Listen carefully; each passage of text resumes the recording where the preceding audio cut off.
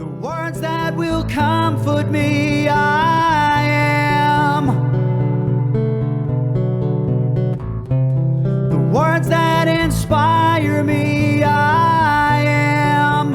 Hello, and welcome to That Oneness Guy podcast, a podcast covering the many aspects and elements that embody oneness, our inherent eternal truth and birthright, reminding us that we are connected to one and all as individualized expressions of one source. I am your host, Danny Rongo, and yes, I am that oneness guy. As an author, speaker, and singer-songwriter, I continue to share my unique message of oneness. So, let's get right into podcasting. To words that encourage me, I am. Hello, my friends in oneness, and thank you once again for tuning in. I hope you all found your way to say goodbye to August as I did, and for summer for all intents and purposes, as we now find our way heading into September, which means back to school for folks like me.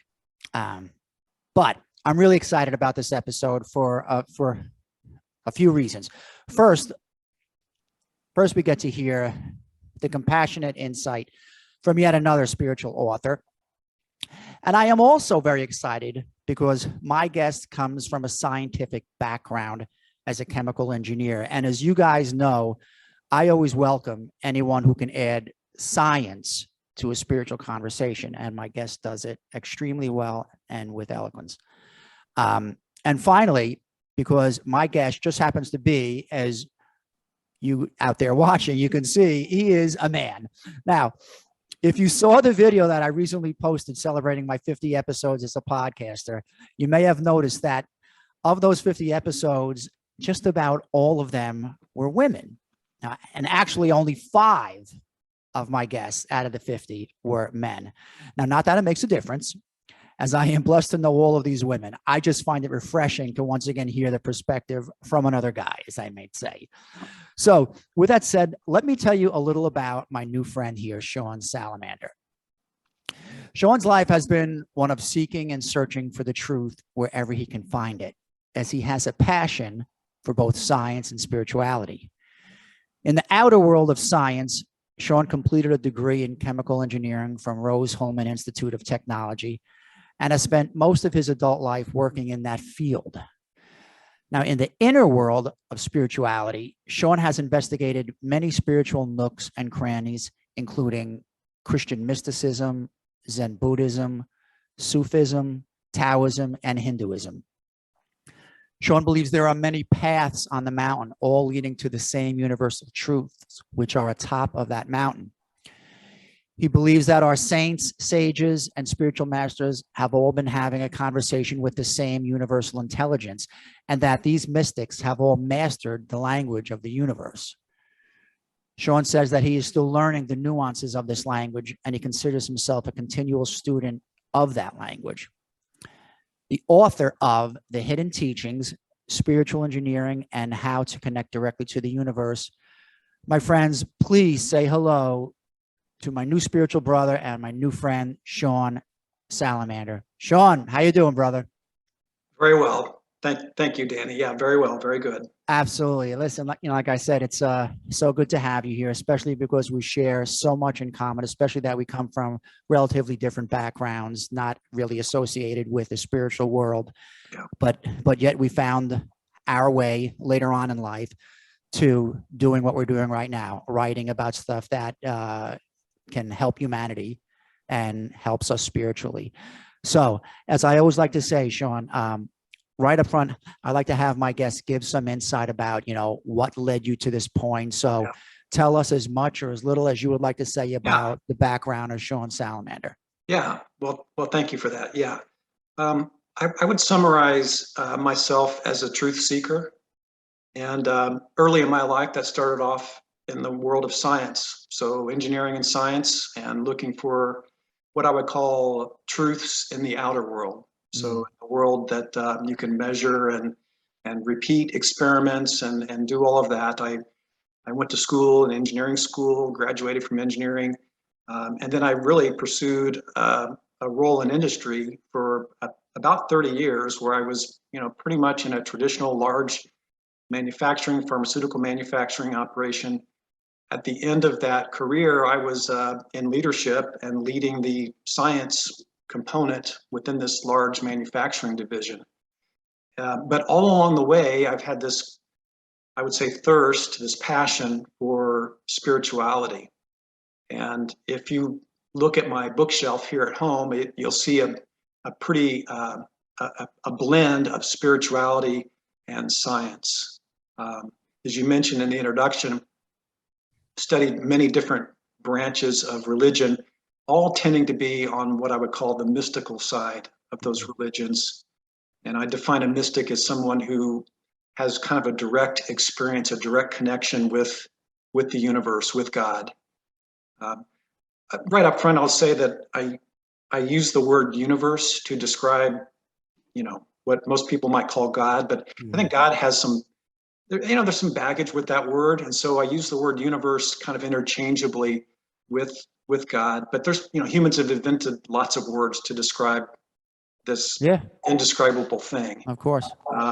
So I know on some of my Twitter discussions, people say, well, why don't you say God? And I'm like, well, sometimes I do use that word, but I tend to prefer the word universe with a capital U to kind of describe this thing. It's really indescribable, but that's, so when I say universe, I'm using that kind of interchangeably with this, this intelligent and compassionate consciousness that we all have a feeling exists, that's, indescribable.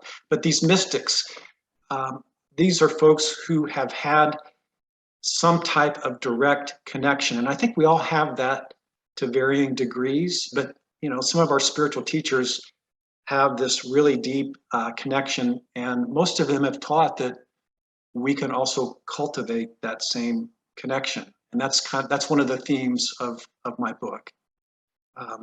I try to, I am not an intuitive person. I don't have psychic abilities. I don't have anything that you would consider kind of, a lot of people in the spirituality field are, they tend to be intuitive. There's nothing wrong with that. I, however, am coming much more from a left brain, kind of logical, rational side of things. And I tend to look for, is there a scientific hypothesis that would explain some of the phenomena that we see happening in the world of spirituality? I think that there probably are. We just haven't uncovered them yet. We haven't uncovered those underlying scientific principles that explain what we see happening in spirituality. Yeah, but there are more and more, like as we've noticed and as we've talked about last week on our brief discussion, more people coming forward from the scientific side of things. To your point, like Dr. Joe Dispenza, and obviously someone like Deepak Chopra, who has so much of a background too regarding quantum physics and stuff. So it, like I said up front, it's a blessing for me, Sean, because I've always struggled at times, because like when people hit me with like the question, like, Dan, where's the proof? Where's the data? Where's the numbers to it? What's the scientific side? It's always tough for me to come across. I just got to stay true to my, like I stay in my lane per se. Sean, like I always say, listen, here's what I know and here's why I believe it. And here's why I talk about it. Yeah. And believe me, I think that asking those questions are totally legitimate and absolutely fair to ask. I mean, I was having a discussion with my wife last night at dinner, and we were talking about souls, and I was saying, well, here's what I believe, and she's like, well, you don't know that. I'm like, well, I don't know that. I've never had a near-death experience. I've never had a hypnotic regression to the time in between lives. We could talk more about reincarnation. I didn't used to believe in reincarnation. I do now. But I've studied a lot of the leaders in those fields in reincarnation, near-death experiences. A guy called Michael Newton, who did a lot of work with hypnotically regressing people to the time between lives. And all of these independent researchers, they kind of converge on, there's some commonalities in what they report through their research. And as a scientist, as an engineer, that is important to me, because it lends more credence to the spiritual principles that we've been taught from our teachers. One of the kind of catchphrases is, I think that spiritual principles are just as real and provable as scientific principles. However, when you are trying to prove a spiritual principle, you have to prove it to yourself within your own consciousness. It's hard to prove that to other people. Exactly. But it doesn't, and that's the challenge, right? But it doesn't negate that the spiritual principles are true. Absolutely does not negate. I always say, if it resonates with you, you know, if like something resonates with you to that point, Sean, that it's a truth, because in your being, it's feeling, you can feel that energy, and it's resonating as a truth because you know how your truths feel versus your non-truths. It's feelings, it's energy. So that's how I kind of approach it. Like, how does it feel to you? Like when I have a conversation similar to this with some friends. Yes. So, I mean, the book, The Hidden Teachings, my book that I've written,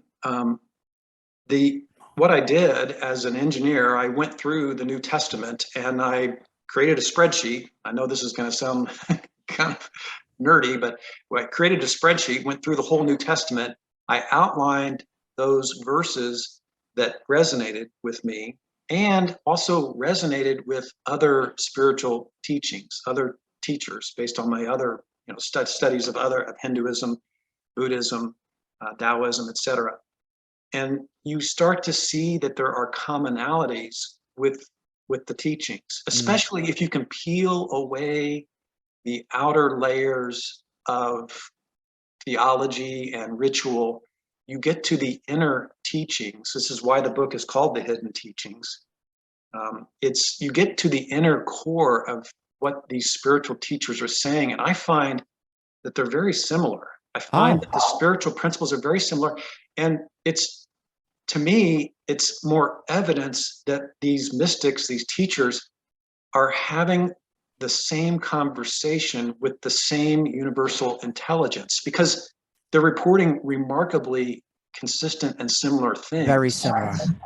Like I always use the comparison, Sean, between Jesus and Lao Tzu. Yeah. Now, Lao Tzu lived 600 years before Jesus, but many of what Jesus said, much of what Jesus said, I should say, is the exact same as what Lao Tzu said, and it was 600 years prior. So, like when I started to understand that, to your point, it just resonated with me that it's a truth. And because these mystics, these messengers, as I like to call them, they're just sharing eternal truths that are just flowing down and flowing through messengers like you and I. Yeah. As well. A few days ago, and you brought up Lao Tzu and the Tao Te Ching. I sent out a tweet a few days ago, and I was citing from Lao Tzu. In the Tao Te Ching, there's a verse that says, "The great Tao flows everywhere." Yeah. Of course, what Jesus says in the New Testament in Luke, he says, "The kingdom of God is within you." And so I find that there's remarkable similarities in the teachings if you're willing to kind of cut to the core and look at the essence of the teachings. Yeah. And I know there's a lot of people's knock against religion is, well, there's a lot of fighting, there's a lot of everybody says that they're right, but I guess one of the reasons for the book was to look for the similarities in the various religions rather than the differences. And I think that they're actually quite similar at their core. Absolutely. I agree. Yeah. Yeah. So the book has, there's 7 main chapters, and each chapter is a spiritual principle. And again, I'm pulling from the New Testament, but the reason why I highlighted each of the 7 principles was that I found evidence for those spiritual principles in other teachings. It wasn't just the teaching from Jesus, from the New Testament, but it was teachings from the Tao Te Ching, from Zen Buddhism, from Sufism. I'm a big fan of Sufism, which is the mystical side. Yeah, I actually have to look more into that because like when I first saw that in your bio, Yeah. to me, I was like, all right, I have to look up. I didn't even know what Sufism was. Sufism is kind of the mystical branch of Islam. Okay. And a famous Sufi teacher is a guy called Rumi.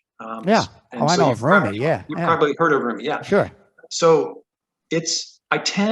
most of my research, I really end up looking at these mystics because these mystics, this is something I'm very fascinated with and I'm trying to cultivate in my own life. How do you develop this direct connection with God, with the universe, with this sacred unity? How can you cultivate that in your own life? And I think that, I know Jesus said that we could do this. Other teachers have said that we could do this.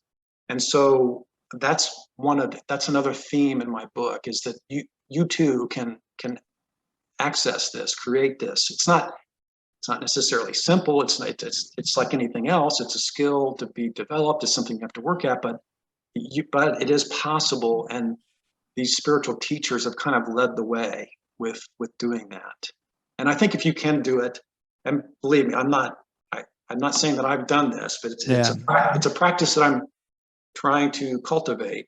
But if you can do that, I think a lot of doors are unlocked for you. A lot of happiness and joy, spontaneous joy. I think people talk a lot about, with the book The Secret, people were talking about, that's one of the chapters in my book. Your inner consciousness creates your outer reality. That sounds like some New Age teaching, but it's really not. It shows up quite a bit in the New Testament, in the teachings from Jesus of Nazareth. It shows up quite a bit, and I highlight those verses in that chapter. But I think that in order for that to be effective, in order for your inner consciousness to manifest your outer reality, I do think you have to have a certain kind of connection, maybe the right word. Your consciousness has to be elevated to the right level. And it's kind of, and I guess the metaphor I used to describe that is your connection with the universe. Exactly. I always just try to break it down as simply as possible. Like when I try to have these talks about how your inner world, and it actually just turns and creates your outer world. I just look at life, Sean, as it's nothing but a mirror. And it's just simply reflecting what we are. Now, that's the same way as saying that your inner world creates your outer world. And, you have perfect examples. If you see someone who's always upset or always miserable about stuff, what is reflecting in their outer world? Troubles, problems, money problems, life problems, marriage problems. What I mean? Like there's a direct correlation there for that reason. So, it's just these obvious human traits that give credence to what you're saying here. Your inner world creates your outer world. I say it all the time especially to my wife, who's in the kitchen right now. And if she heard this, she'd probably yell at me for saying it. But she's always so happy. And it's because she just is beautiful on the inside as well as on the outside, but she has, she chooses. It comes down to that choice again. It is a choice. It is a choice. It's definitely a choice. And people want to talk about, well, it's just the way I am. Well, it's my genetics. Well, it's this or that. Well, they're blessed then. Good for them. Yeah, because a lot of people aren't. Yeah. One of my, I'm not even sure who said this, but if you go to a picnic and it starts storming and raining, you have a choice. Do you yell at the sky or do you dance in the mud puddles? Exactly. You have a choice there, right? You have a choice. And I think that's, in large, I think that's what the spirituality that I'm most interested in. I think it's a lot about personal responsibility and a lot about your personal choice. And so what practices do you need to engage in to cultivate this higher connection, to elevate your consciousness? This is just the perfect way to what you say in your subtitle, how to directly connect to the universe. This topic and this chapter obviously is a great way for people to start. If they can buy into this concept and come to understand it from a spiritual perspective, that your inner world does in fact create the outer world. It's a great start, my friends, if you're out there listening. Yeah. I'll tell a little story on this one, on your inner Please. consciousness creating your outer reality. And I tell this story in my book. It's the story of how I met and married my wife. And so this is my second wife. After I was divorced, I decided that I was going to write down an affirmation and look for my soulmate. And so I wrote this down. I described, this is what I'm looking for. Universe, this is what I'm looking for. She is intelligent. She is beautiful. She has an awesome smile. She's independent. And I wrote all of this down. And then I took that list and I every day I would look at this list and not just look at it and read it, but kind of feel it and be grateful for it as if it had already occurred. And that's one of the key teachings, is that you almost really, you need to be grateful as if whatever it is you're envisioning has already occurred. Gratitude turns out to be a pretty important ingredient, if you like. Anyway, I wrote this list down. The very last thing that I wrote down is, and the universe will prove her to me with an undeniable sign. Wow. So as an engineer, I wanted to have some evidence that, you could, a woman comes along, oh, she's the one, you could kind of convince yourself. But I wanted to have a sign that my wife, my now wife, was the one. And so within about, I'd say 3 or 4 months after I wrote this affirmation down, I started meditating with this. I started envisioning this. I started being grateful for this. Within about 3 or 4 months, I met this beautiful woman at work, of all places. She had moved up from, she had just moved to the office that I was in. I don't know, a few weeks later, we were dating. A few months later, we were married. Yeah. And the thing so what was the undeniable sign? What was it's so weird. I mean, here's what happened.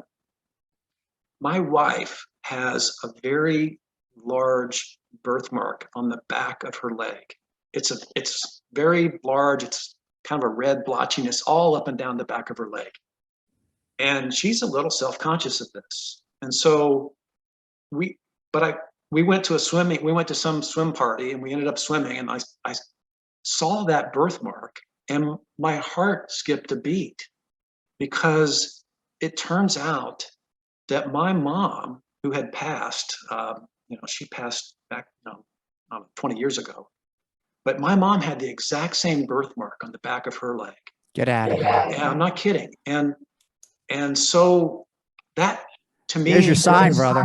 That was my sign. I'm like, okay, well, she's the one. And just to tie this up a little more, kind of connecting to my mom and my wife, when my mom passed, I went to my dad's house, and that night I had this very intense, very vivid dream and I was married to my first wife at the time when my mom passed, but I had this very vivid dream of this beautiful dark-haired woman with a beautiful bright smile, and we were laughing and joking, and I knew that that's what my mom wanted for me. And at the time, I had no idea who this woman was, but I'm convinced, Danny, that all these years later, that it's the lady that I married. Absolutely. So I don't know. I don't have a lot of those experiences, but when they occur, they're it's just very striking, and it's, to me, it's a signpost. It's something shouting at you like, hey, this is real.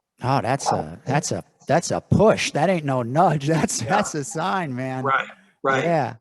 And so I think on this topic of your inner consciousness creating your outer reality, I don't think you can just say it a couple times and it's that. It's really about changing your consciousness. Well, how do you do that? It's your thoughts, it's your beliefs, it's the emotion you put behind it. It's how you live. Yes. the actions and how you live. You know, if you say, I'm envisioning myself to be a, you know, I don't know, a great tennis player, but you're, you know, you're sitting at home eating Doritos and you know, watching television, well, you know, that's, your actions are not backing up what you're envisioning for yourself. Yeah. So it's, you have to throw yourself into it, both in the outer world and the inner world. It has to become a way of life Yes. if it's really to work. That's how you really Yes. have to believe. It's, well, exactly like you said, you can't be a tennis player and just overeat and sit on the couch. You know, like, you have to buy into it from Yeah. the whole perspective of it, from understanding that we are spiritual beings here having this human experience, as Wayne Dyer said so Yes. eloquently, not the other way around. We're not Yes. human beings having a spiritual experience. He flips it. It's the other way. Yeah. No, I agree. And I agree yeah, with that. Yeah. yeah, and that's, you know, to me, that's the foundation, because once you understand that we are spiritual beings, all of these concepts, all of these ideas tend to make a little more sense. And then what happens then, Sean, as you and I can attest to, it motivates us to learn more. Like, you know, your Yeah. book and your whole mantra about being a truth seeker is so beautiful. And Yeah. this just, you know, fell right into place for you, because you spent your entire, you know, education and your work was in a field where you were seeking the truth and learning and learning. And for someone to get that same output towards spirituality, Yeah. man, that would be wonderful for anyone. I would consider that a blessing for anyone. Yeah. Yeah. I think when I have spiritual conversations with people, which, you know, I end up having a lot. I mean, it's just, you know, I bump into strangers and we end up talking about it for some reason. I like to bring the receipts. I like to bring the evidence as much as I can. Yeah. It's difficult because a lot of the evidence is really coming from the testimony of others. And so as soon as you start talking about humans, you know, saying certain things, you know, you know, obviously you got to take that with a grain of salt. If one person says it, okay. But if 10 people say it, if 100 people say it, if thousands of people are saying the same thing, then you start to put some weight behind what it Yes. is that they're saying. Mm-hmm. Second book that I'm working on right now, I mean, it's about the afterlife. And I think that there's a lot of evidence of the afterlife. One of the lines of evidence is near-death experiences. I've studied a lot with the work of Raymond Moody. He actually coined the term near-death experience.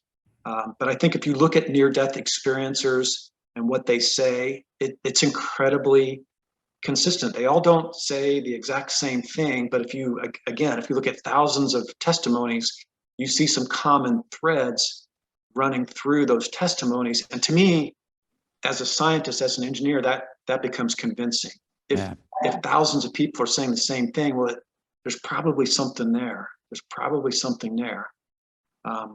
You know, another example of that is reincarnation. I mentioned that at the beginning. I didn't used to believe in reincarnation, but I came across this researcher. His name's Dr. Ian Stevenson, and he was at the University of Virginia. He spent a lifetime doing research on small children.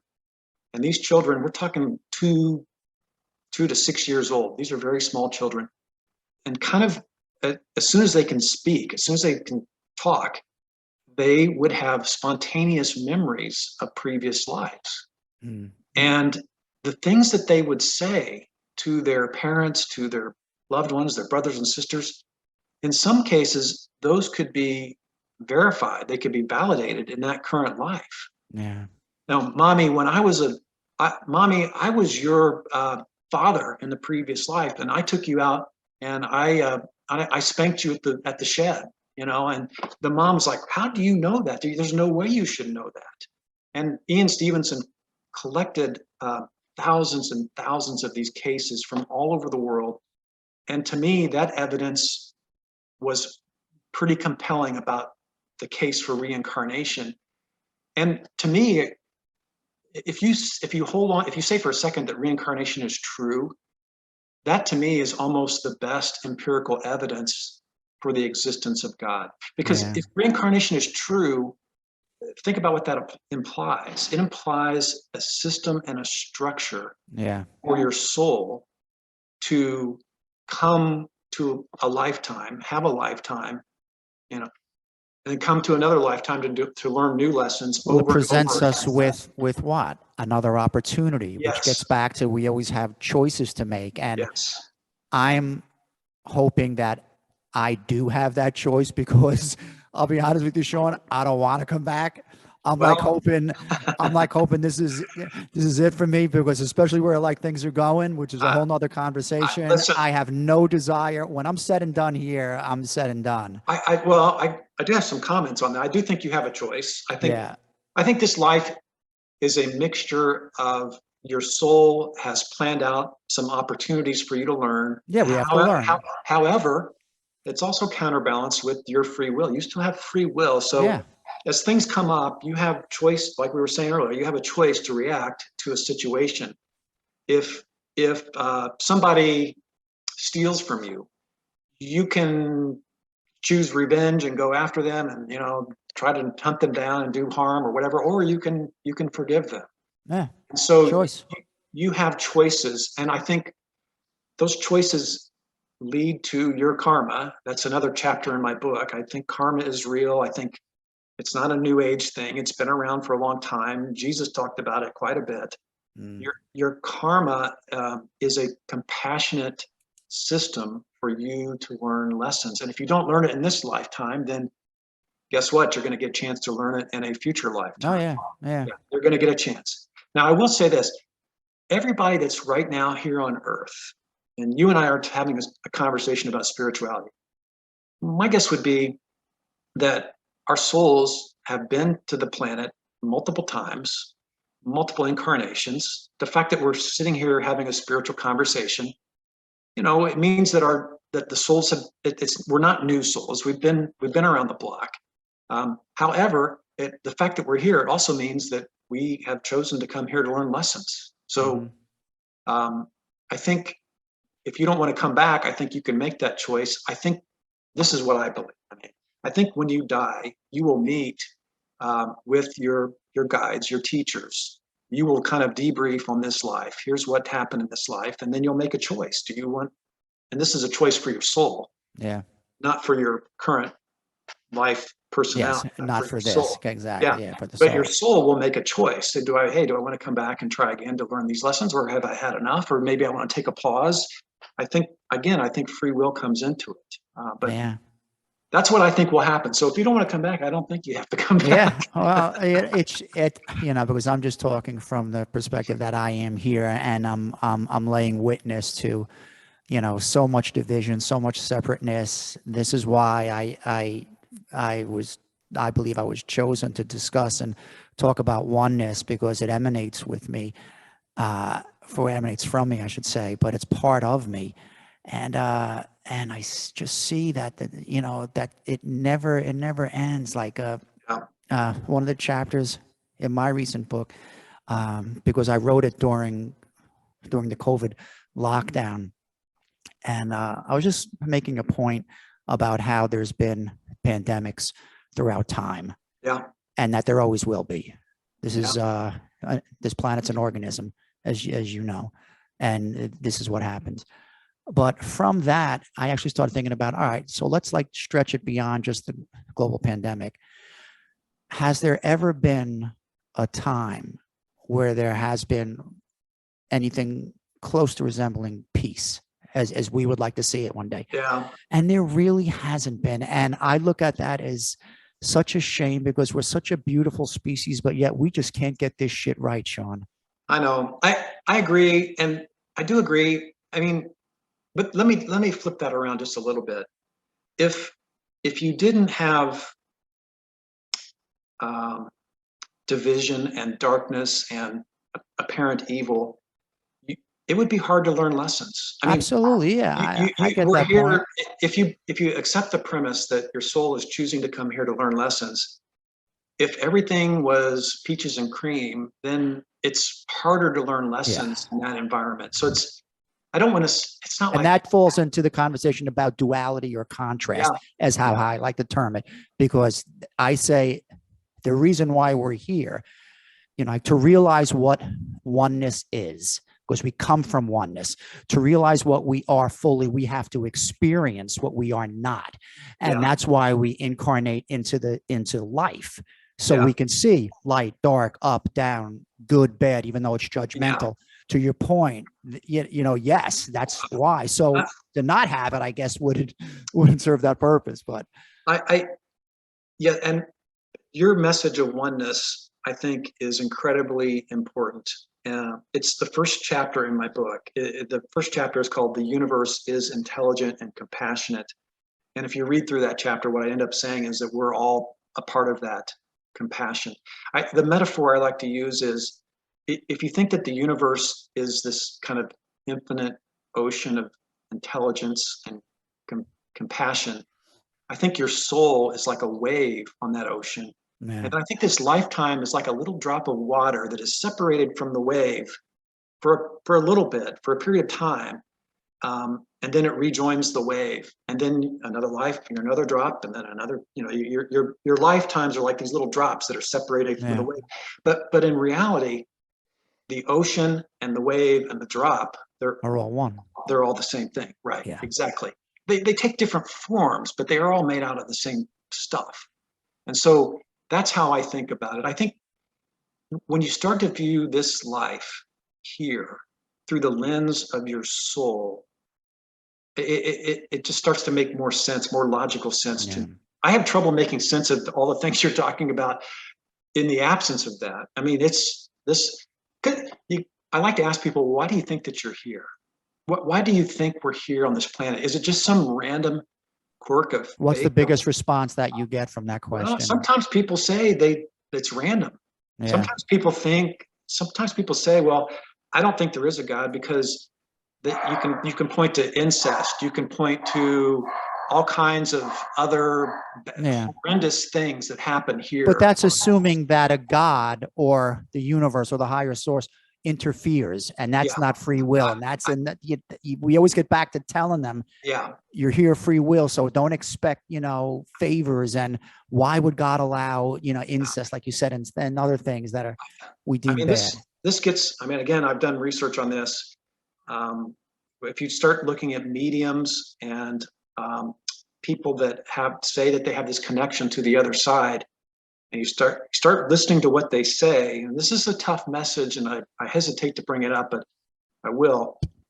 A lot of the very bad things that happen to people, in some cases, what these mediums tell us is that it actually may have been planned that way by your soul. Yeah.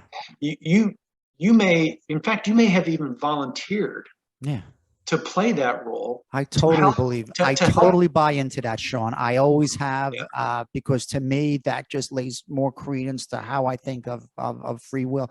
And me personally, I think that when we're on the other side, charting this out, we have a tendency to look at what this might be as almost a video game, I can accept that challenge. I'm going to come here and be handicapped, or I'm going to go there and I'm going to be crippled to some degree. Now that sounds weird for a lot of people to buy into, but if you think about it, we're setting this up, and I've always believed in that premise. So we're writing these charts out.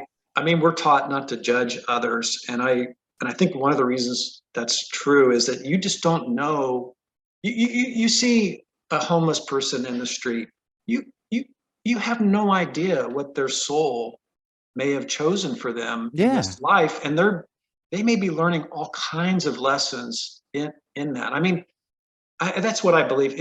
People want to debate this and argue with this, and believe me, it is a tough teaching, but it also is reported pretty consistently with people who, through hypnotic regression to the time between lives, and through mediums and other people who can connect on the other side. This is what's reported pretty commonly, that your soul is choosing these opportunities for you to learn. And so a lot of times, if you see somebody in a grocery store and you say, you can have a tendency to judge. If you see, look at that fat slob, or who, you can have a tendency. But if you step back and say, well, no, hold on, that person is a fellow spiritual traveler, a spiritual warrior.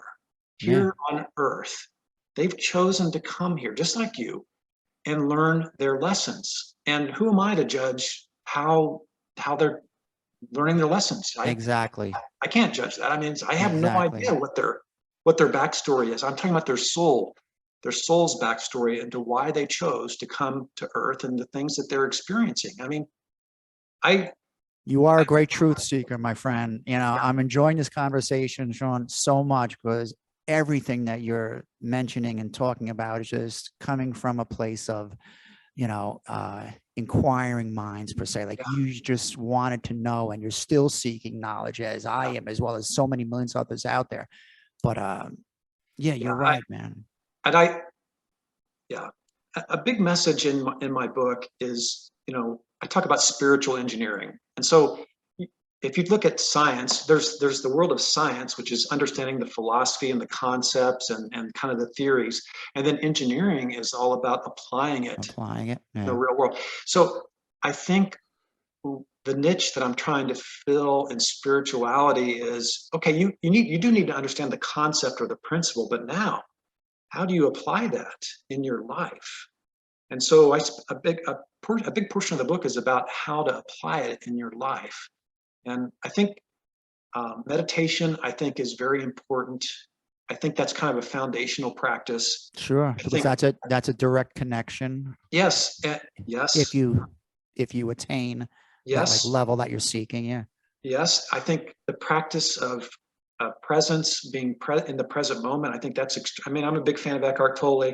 That was one of the first spiritual books that I read a long time ago, The Power of Now. Power of Now, yeah. And I think the practicing presence, and again, you see that same concept show up in the New Testament and with other teachers. I mean, Eckhart wasn't the first one to talk about this. Of course.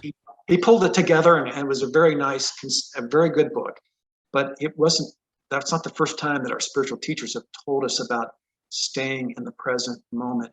The other one I would say so I think meditation, presence, and the other one I would call out is acceptance. I think Jesus was a big teacher of acceptance, and you say, well, I don't remember Jesus talking about acceptance. Well, he did, in the sense that one of his main teachings was about forgiveness. And forgiveness is a really high form of acceptance. Stop and think about it. So, and forgiveness is not for the other person, it's for your benefit. It's to keep your mental landscape clean.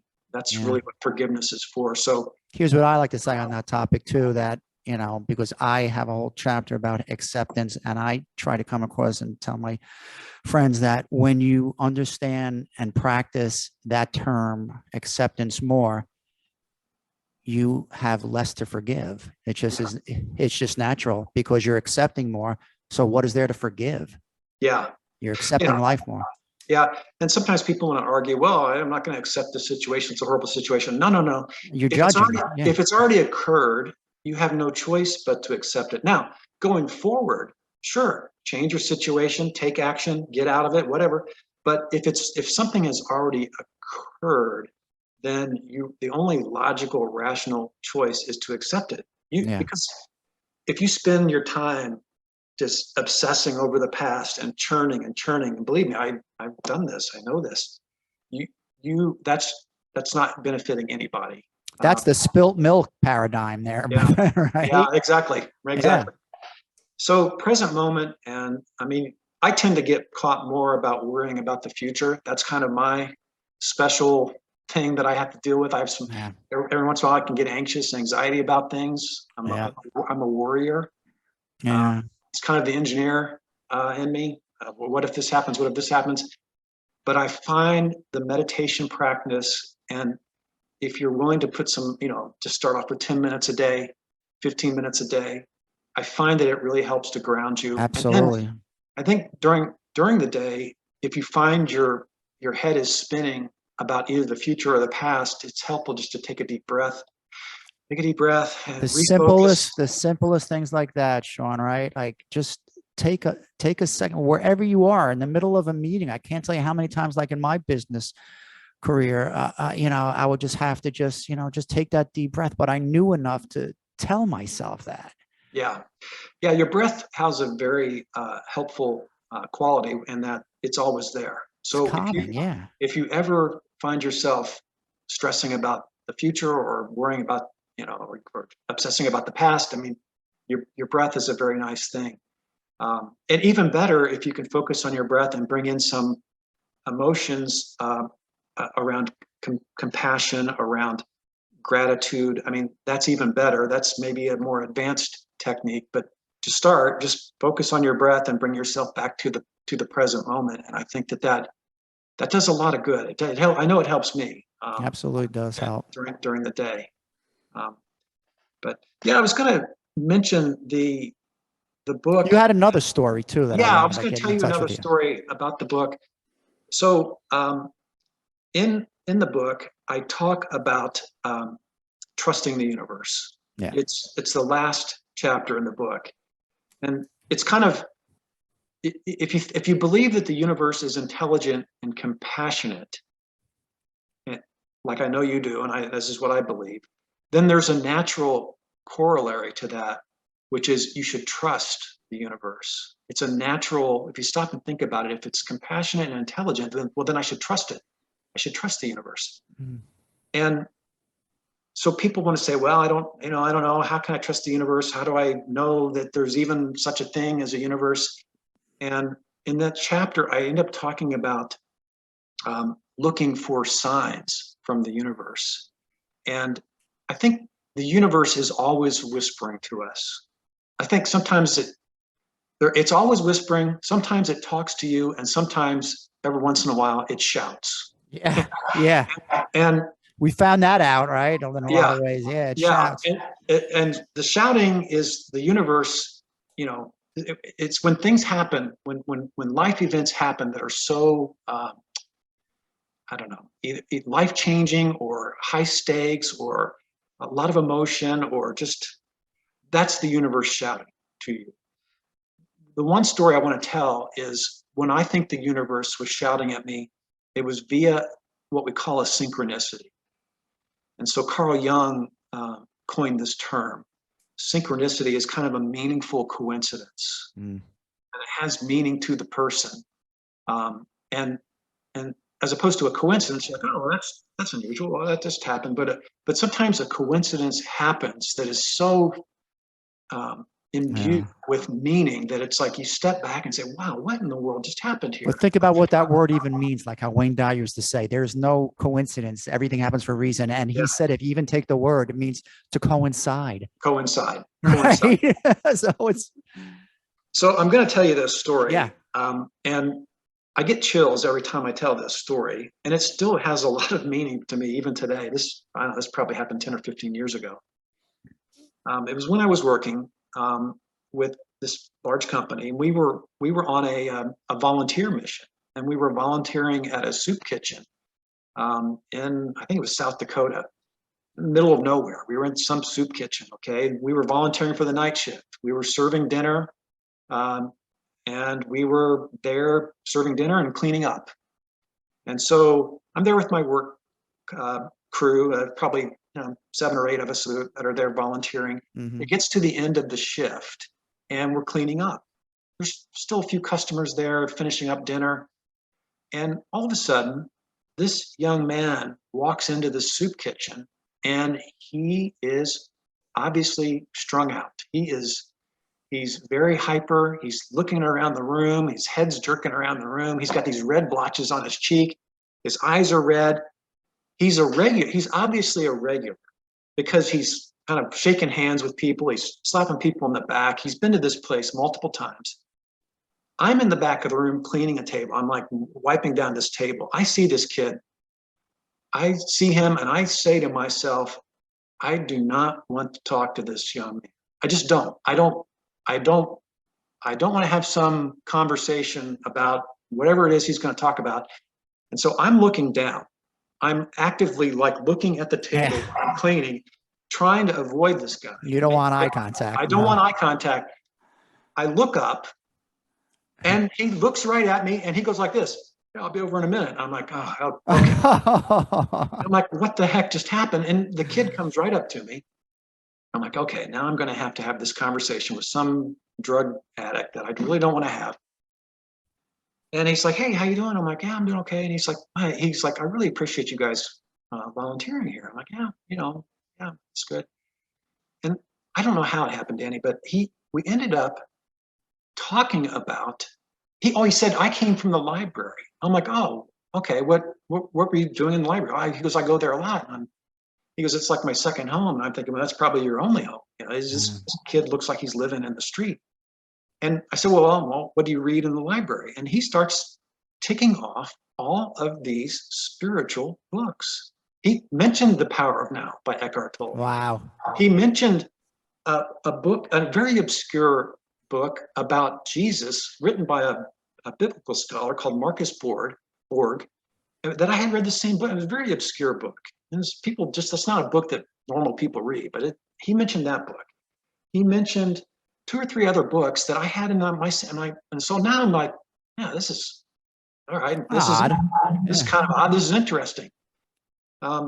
We end up talking some more. We're comparing notes on all these books. And I'm like, okay, this is weird. This is kind of weird. Find this kid who obviously has some other issues, but he's interested in spirituality. I'm interested in spirituality. So we have this conversation. Somewhere along the line, he says he is studying September 11th. I said, oh, why are you studying September 11th? The event that happened in 2001. Mm-hmm. He goes, I don't know. It's just kind of an interest of mine. I said, what's an interest of mine too? I said, I'm a little bit of a conspiracy theorist. And he goes, well, the reason why I'm interested in it is that it's my birthday. September 11th is my birthday. And my chin hit the floor. And I said, that's also my birthday. Get out. And he's like, no, it's not. I'm like, yeah, it is. And so we each pull out our driver's license. Oh my God. And we're comparing driver's licenses. Yeah, this is September 11th, mine's September 11th.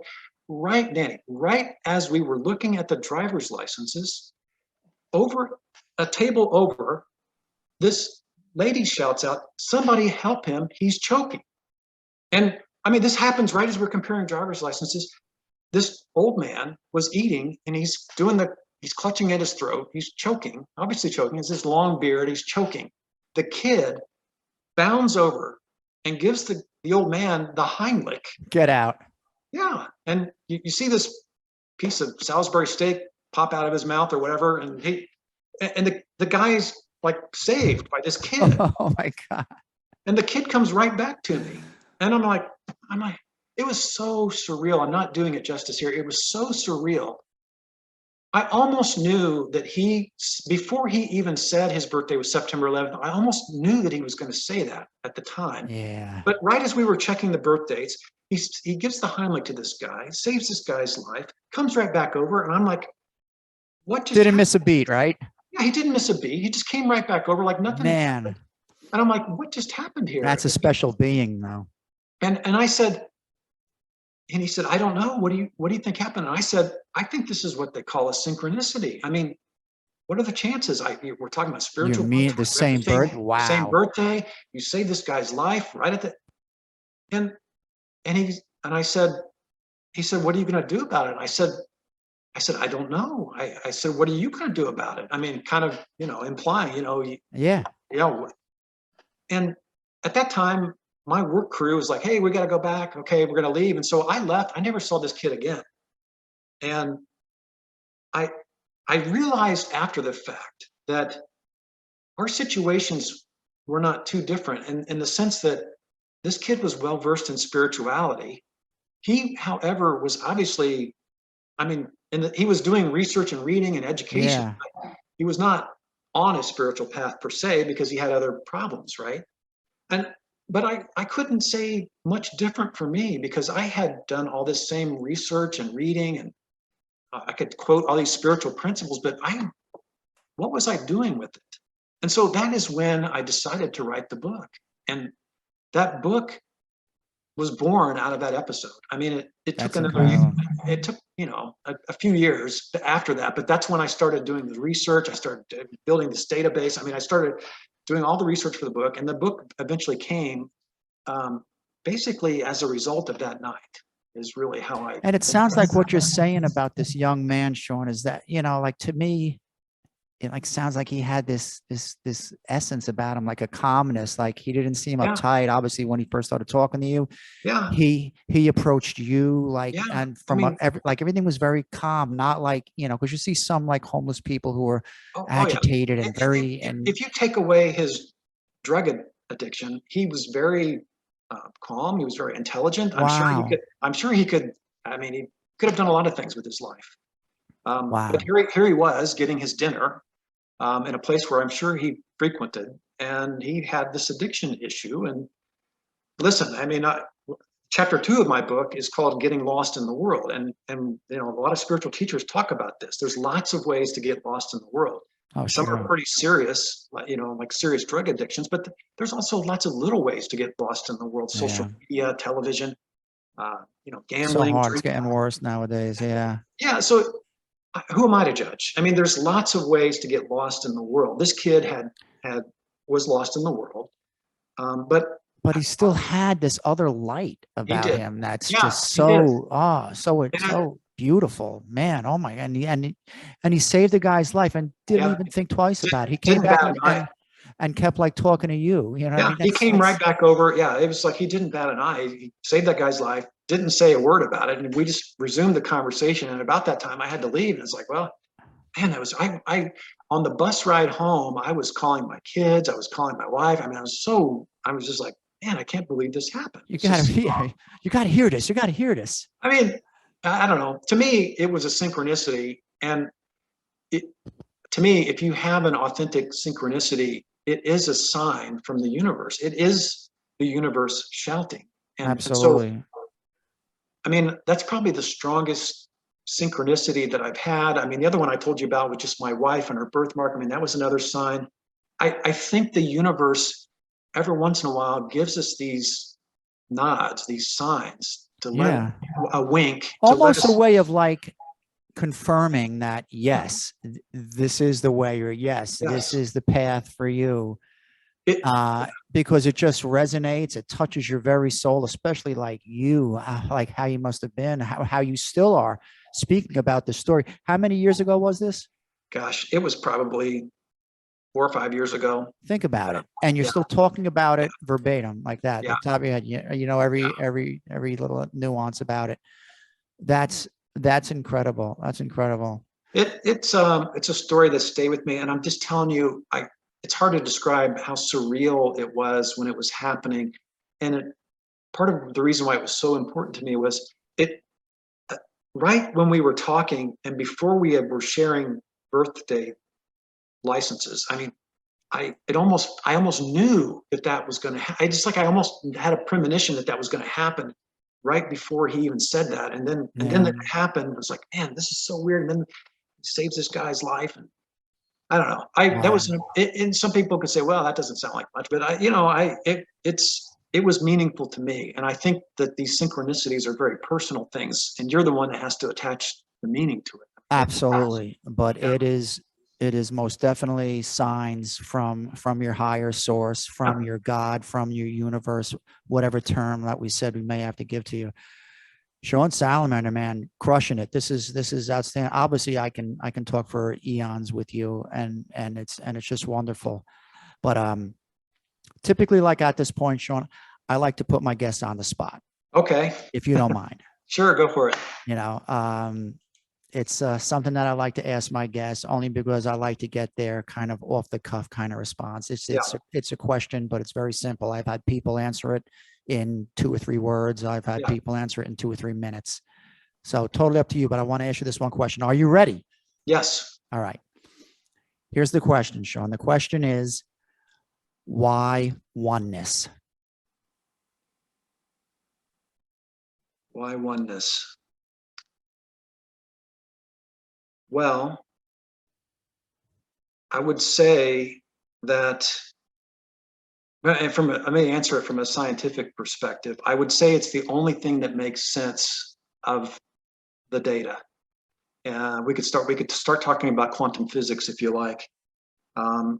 We could start talking about paranormal.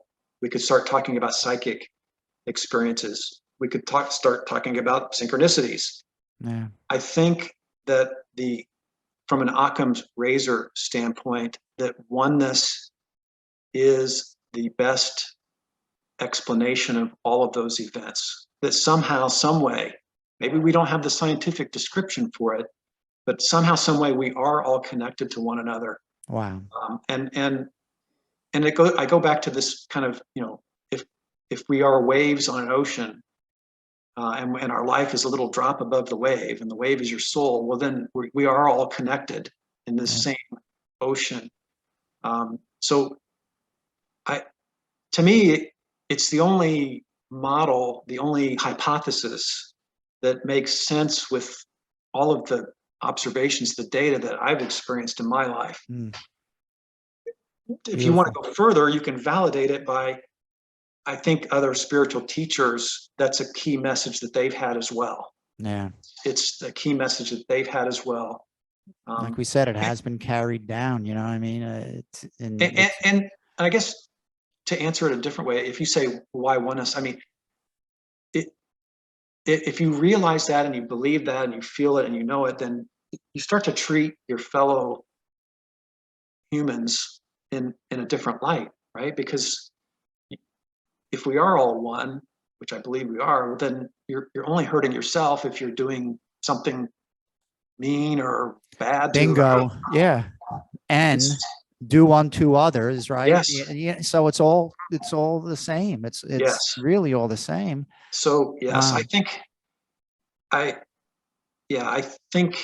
it's the only paradigm that explains all of the phenomena, the phenomena that, to me, it's the only thing that makes sense. And I haven't, like, one of the things that I haven't had as a meditator is, sometimes people that have been meditating for a long time, they'll have this extreme feeling of oneness. Yeah. So I haven't, Very tough place to get to. Yeah. I haven't personally, I've had experiences. I think I've been close. Yeah. Sean, you know what I mean? But like to have that kind of, euphorial. I'll tell you another quick story. I talk about this in the book too. I was in Sanibel Island, which is an island on Southwest Florida. And I biked out to a bird sanctuary by myself early morning, went to this bird sanctuary. This is kind of and I was just sitting, I parked my bike, walked up to the shore, and I was watching these birds, ducks and all these shore birds walking around in shallow water. They're splashing around in the water. They're eating fish. And the sun was hitting the water. The birds were splashing around. And I was overcome with joy. And so much so that wow. I had, it's hard to explain. I had almost like tears, and I couldn't even explain why. But that's probably the closest I've come to this feeling of oneness. But I just had an experience of joy. You just felt that connection, at that moment. In the moment. I wish it would happen more. Yeah, and that's the truth of it. Obviously, there's like proof that it can happen anywhere, anytime. Yes. You could be meditating or just biking out to, see birds. I think meditation. That's the beauty of it. I think meditation lays the groundwork for that. Sure. And it sets us up to know, for that connection, for the breath and everything, to try and get, as quiet as we can. Yeah. And so that would be my answer. I know that's kind of a long-winded answer. Nah, hey, but listen, my friend, that is beautiful. And thank you for sharing it in such words and in such a manner, because it's beautiful, because there is no right or wrong answer. I just like to ask my guests that, because everyone has, a slightly different spin, but everyone's answer has been so beautiful. In fact, one of the things that I want to do at some point is I'm going to take that brief section of all of my podcasts and just make some kind of montage or out of it, because it would be so just everyone's little version of why. And I'll start off. And now here is Sean Salamander, why oneness? Go. You know what I mean? Right. But so listen, I want you to tell my friends where they can follow all things Sean Salamander, all things about the hidden teachings, the books. I'll be sharing it all throughout the description page and everything. I'm active on Twitter, so you can find me there at Sean Salamander, just all one word. Okay. I also am active on Substack, so I write short spiritual articles. It's a free subscription. Okay. It's kind of the intersection of spirituality and science, and that's seansalamander.substack.com. It's also on my Twitter page. Those are probably the two big places, Twitter and then the Substack. Where do they buy the book? The book is on Amazon. You can search up my last name or the Hidden Teachings, and you'll see the book on Amazon. Right now, I just have it in Kindle version and paperback. I have it on my list of things to do an audio book. I'm working on a second book right now about the afterlife and the evidence for the afterlife. That book is probably halfway through right now. And again, I'm approaching that from a kind of a scientific and engineering perspective. What is the evidence that exists for the afterlife? Not just, here's a belief, but what is the evidence that we have? And there is evidence I think we can point to. Absolutely. Yeah. Absolutely. Well, Sean, listen, I am really lost for words with thanks and gratitude. I can't tell you how much I enjoy this. You have such a unique way of expressing all of your spirituality that you have, and that's what I love most about doing podcasts, because everyone's a little different, but you're so relatable. I'm a fan. I'm looking forward to sharing this episode, and I'm looking forward to staying more in touch with you, brother, as we continue. But so thank you for that, and for my friends out there, thank you again for listening to the podcast that I call That Oneness Guy. As always, you know how much I appreciate you all tuning in as I continue to share my message of oneness and the spiritual gifts and insight that guests like Sean are so kind to share. Just as a reminder, this has been episode number 52, an interview with spiritual author Sean Salamander. So until next time, again, my name is Danny Rongo. I am that oneness guy, as you know. So please look for my next show. And until then, as always, I send you peace, love, light, and continued oneness. Namaste. Namaste. Thanks, Dan. The words that will comfort me, I am. I thank you again for listening to That Oneness Guy podcast. Please take a moment to subscribe to this feed wherever you may be listening to or watching this podcast. And please look me up and follow me on social media. You can find That Oneness Guy on Instagram, Facebook, YouTube, and Twitter. Just search for That Oneness Guy. And finally, to stay in touch with all things oneness, my books, and performances, please visit my websites, thatonenessguy.com and dannyrongo.com. In closing, remember this: oneness is not a religion. You can call it a spirituality, but it is more than that. It is a truth and a knowing. The knowing that we emanate from one source. Just like branches on any one tree, we are individualized expressions of that source. This is the truth of our race, the human race.